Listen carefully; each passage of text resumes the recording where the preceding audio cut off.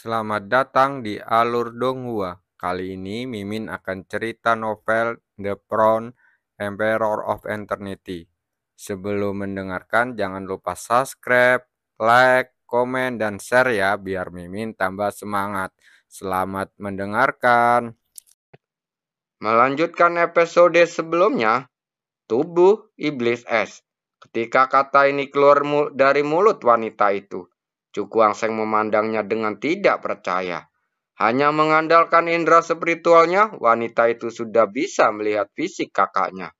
Saya tidak memiliki niat buruk apapun, tetapi akan sangat disayangkan jika saya tidak dapat menemukan keturunan yang cocok untuk meneruskan apa yang telah saya pelajari. Wanita itu menghela nafas ringan dan berkata dengan ekspresi rumit, "Jika bukan karena dukungan obsesi ini, sisa jiwanya sudah lama menghilang di antara langit dan bumi." Mendengar ini Cukuang Seng terdiam. Hal ini menyangkut kakaknya, jadi dia tidak bisa mengambil keputusan apapun. "Kakak, apa pilihanmu?" Dia memandang Culier. Mendengar kata-kata ini, Culier melirik bola cahaya di depannya, lalu mengangkat kepalanya untuk melihat wanita itu dan bertanya dengan suara lembut, "Saya ingin tahu warisan apa yang dibicarakan, senior." "Satu seni bela diri, satu keterampilan, jika cocok dengan fisik Anda, itu akan menghasilkan perubahan kualitatif. Setidaknya dalam 3 tahun, kamu tidak ada kesusahan untuk menerobos ke ranah Yin Yang."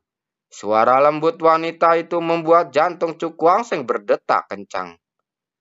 Menerobos ranah Yin Yang dalam waktu 3 tahun. Kecepatan seperti itu sungguh menakutkan. Anda harus tahu bahwa ranah Yin Yang adalah puncak kultivasi ranah Zotian. Dan menurut pengalamannya itu sangat sulit. Itu adalah cobaan imajiner untuk mencapai keadaan ini. Dan jika seseorang memiliki kekuatan seperti itu, tidak akan masalah dalam mengendalikan seluruh kekaisaran Shenlong. Julier mengerucutkan bibirnya dan sangat terkejut. Karena itu hampir menjadi tujuan akhir setiap kultivator. Tetapi jika Anda menerima warisan saya, Anda harus tinggal di sini setidaknya selama 3 tahun untuk mengintegrasikan dengan sempurna. Wanita itu berkata sambil tersenyum tipis. Setelah mendengar ini, Julier tidak bisa menahan keraguannya. Tinggal di sini selama 3 tahun membutuhkan banyak tekad untuknya. Tetapi ranah Yin Yang, jika dia tidak mencoba, bahkan dia tidak bisa mempercayainya. Dan dari apa yang dikatakan wanita itu, ranah Yin Yang hanyalah ranah permulaan. Cukuang Seng mengerutkan kening dan berkata, Mendengar ini, wanita itu menggelengkan kepalanya sedikit dan berkata dengan nada pahit, "Begitu sisa jiwaku ini meninggalkan reruntuhan ini, ia akan menghilang sepenuhnya." Mendengar kata-kata ini, Cukuang Seng dan kakak perempuannya saling memandang dan terdiam pada saat yang sama. Setelah sekian lama, Julier menggenggam tangannya erat-erat. Dia ragu sejenak dan akhirnya berlutut dengan anggun. Murid memberi hormat kepada guru. Sebuah suara lembut terdengar, menyebabkan seluruh tubuh wanita itu gemetar. Jika dia bukan sisa jiwa, dia mungkin akan menitikkan air mata. Setelah menunggu sekian lama, ketika dia hampir tidak bisa bertahan lebih lama, dia akhirnya mendengar suara yang diimpikan. "Jangan khawatir, aku akan melakukan yang terbaik untuk mengajarimu kerja keras." Mendengar ini, Juliet tersenyum tipis. Dia berdiri dan berjalan di bawah bola cahaya, mengulurkan tangan dan menyentuhnya dengan lembut. Bola cahaya itu bergetar, lalu berubah seberkas cahaya dan menghilang ke tengah alisnya. Setelah menutup matanya untuk waktu yang lama, Juliet perlahan membuka matanya dengan ekspresi terkejut di wajahnya. Misteri yang terkandung warisan ini sungguh sulit dipercaya. Sekarang, ayo kita mulai, kata wanita itu dengan lembut. Julier mengangguk lalu berduduk bersila di tempat, membentuk tanda misterius di tangannya. Melihat ini, tubuh ilusi wanita itu menyapu dan muncul di atas kepala Culier. Dia melambaikan tangannya dan gumpalan cahaya aneh melesat ke alisnya. Tubuh Culier bergetar dan seperti ada suara aneh yang keluar dari tubuhnya. Pada saat ini, sepertinya seluruh tubuhnya sedang mengalami perubahan yang mengejutkan. Mata Chu Guangsheng berkedip-kedip, dan itu terlihat jelas dengan penglihatannya. Wanita ini membantu kakak perempuannya mengintegrasikan warisan dan tidak ada motif lain. Beberapa saat kemudian, wanita itu menghentikan gerakannya. Pada saat ini, mata Culier masih tertutup, seolah dia sedang menyempurnakan sesuatu. Ini seharusnya yang kamu inginkan, kan? Wanita itu memandang Chu Guangsheng, tersenyum lalu melambaikan tangan gioknya. Seberkas cahaya datang dan Chu Guangsheng mengulurkan tangannya untuk mengambil. Dia segera menemukan bahwa itu adalah batu giok yang cemerlang. Kekuatan mental menyerangnya dan setelah merasakan dengan hati-hati, matanya tiba-tiba menunjukkan kegembiraan. Terima kasih senior, dia menangkupkan tangannya.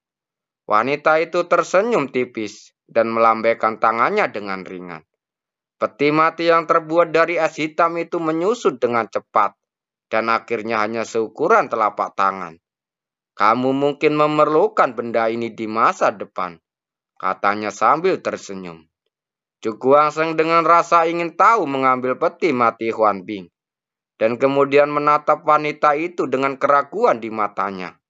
Dia tidak mengerti apa gunanya benda ini baginya. Melihat kebingungannya di matanya, wanita itu terkekeh dan berkata pelan, "Di medan perang ini ada rentuan yang disebut Sekte 4 Orang Suci. Jika kamu bisa menemuinya, kamu akan menggunakan peti mati Huan Bing." Mata Chu Guangsheng berkilat. Dia kemudian sepertinya memikirkan sesuatu, lalu bertanya dengan heran, "Senior, apakah kamu dari 4 sekte orang suci?" Namun setelah mendengar kata-kata itu, wanita itu perlahan menggelengkan kepalanya. "Bukan dari sekte 4 orang suci. Orang-orang dari sekte suci hanya menyelamatkan peti mati es misterius ini untuk mereka karena suatu alasan." Chu Guangsheng bahkan lebih terkejut. Dia tahu dari nada bicara wanita itu bahwa dia tidak menghormati 4 sekte suci. "Aku ingin tahu apa hubungan antara wanita ini dengan 4 sekte suci." Dia sangat bingung dari dalam hatinya. Tetapi ketika dia melihat wanita itu, dia tidak bermaksud untuk mengatakan apa-apa lagi. Dan tidak mau repot-repot dengan bertanya lagi.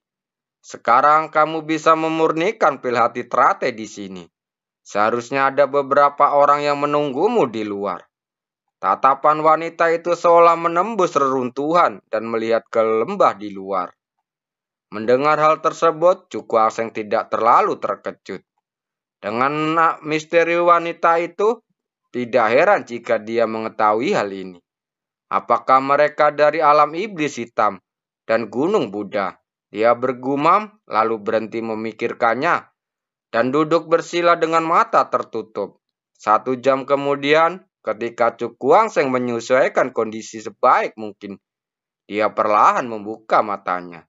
Dia menarik nafas pelan, menjentikan jarinya, dan pil hati Trate jatuh ke mulutnya. Setelah menelan pil hati Trate, kekuatan spiritual murni keluar dari tubuhnya. Melihat ini, Chu Guangsheng dengan cepat memusatkan pikirannya dan mengarahkan kekuatan spiritual yang agung dan bergegas ke istana Hiantian. Hasilnya, kekuatan spiritual aslinya yang statis tumbuh besar di bawah pengaruh kekuatan spiritual yang kuat ini. Jika dia terus seperti ini, tidak akan lama lagi kekuatan spiritualnya akan mampu menembus ke tingkat ketiga level tertinggi. Dan waktu juga berlalu dengan tenang. Dalam sekejap, setengah bulan telah berlalu. Saat ini, mata tertutup Chu Guangsheng tiba-tiba terbuka. Dan kekuatan spiritual yang kuat melonjak keluar dari istana bawahnya dan berdesir di aula utama. Kelas 3 tingkat tinggi. Dia mengatupkan tangan dan ekspresi kegembiraan di wajahnya. Setelah mencempurnakan pil hati teratai, kekuatan spiritualnya akhirnya menembus penghalang tingkat ketiga.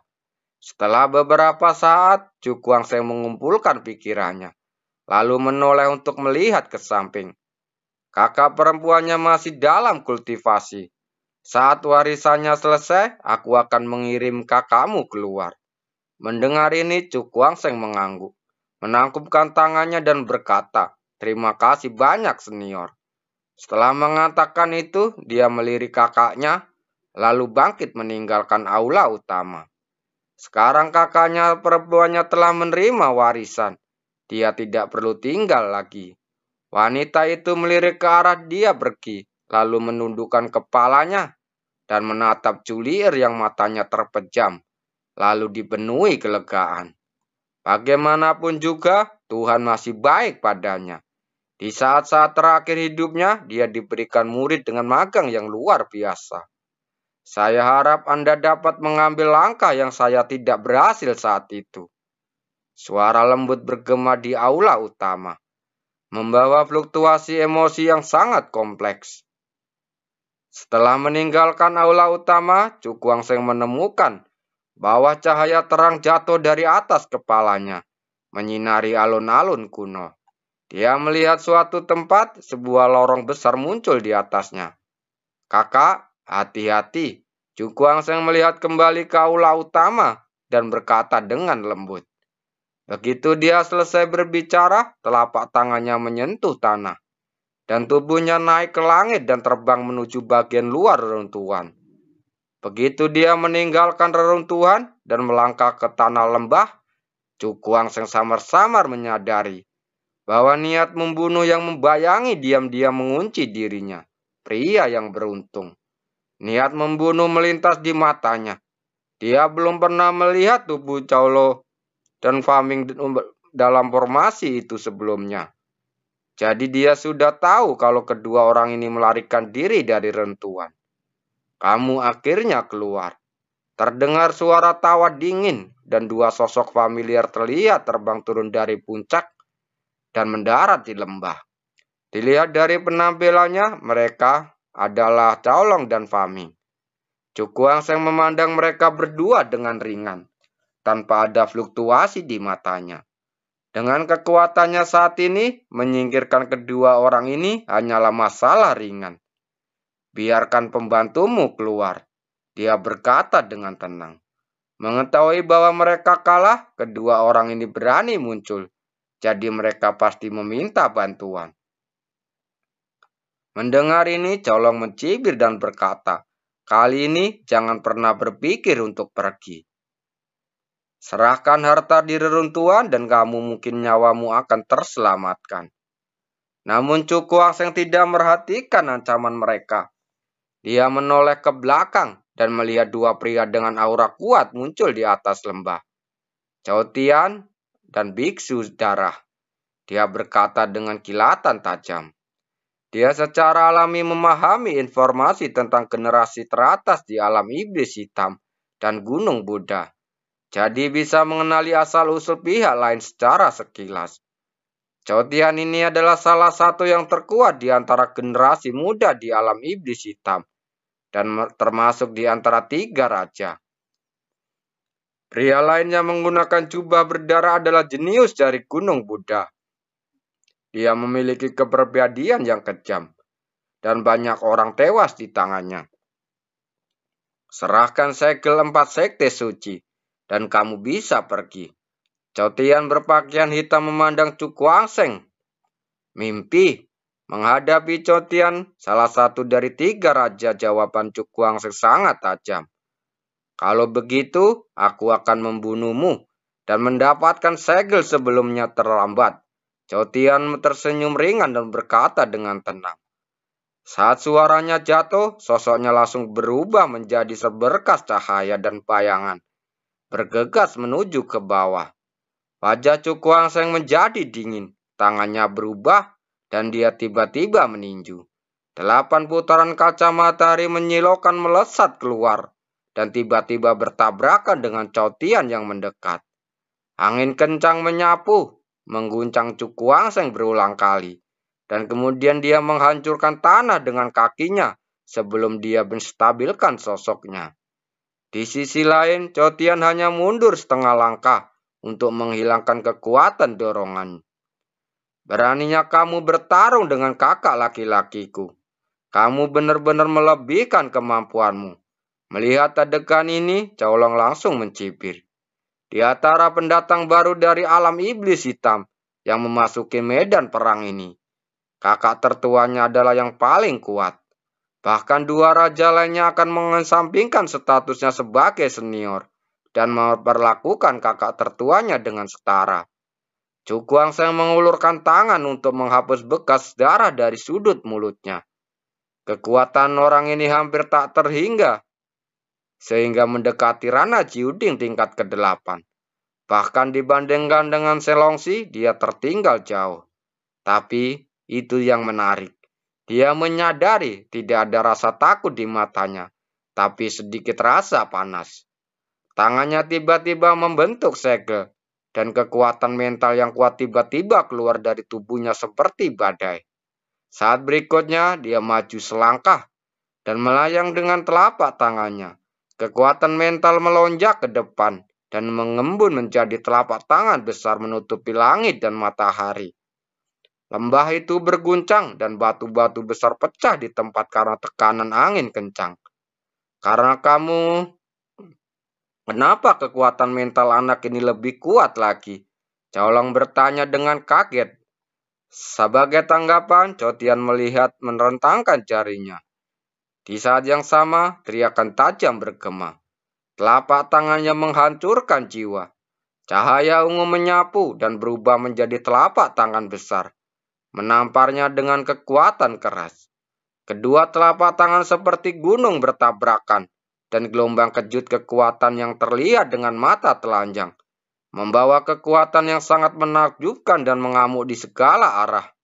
Lembah itu runtuh, dan batu-batu besar berjatuhan dari puncak di sekitarnya, menciptakan lubang-lubang yang dalam di tanah.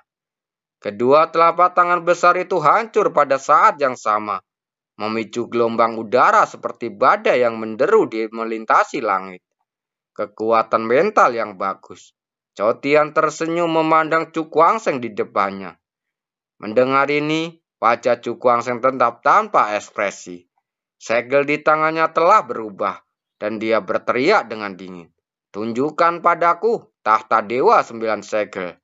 Cahaya ungu kemasan yang menyilaukan bermekaran di langit di atas lembah, dan tahta dewa ungu kemasan perlahan muncul. Dalam sekejap, aura agung seperti seorang kaisar menyelimuti seluruh lembah. Momentum yang begitu mencenangkan menyebabkan ekspresi sering muncul di wajah Cotian. Biksu Dara di belakang juga menunjukkan keterkejutannya. Takdir spiritual anak laki-laki ini memang sekuat rumor yang beredar. Cukuangseng menginjak telapak kakinya, membumbung ke langit dan mendarat di singgasana. Pupil ungu kemasan menunduk dan teriakan tajam dingin terdengar. Bunuh!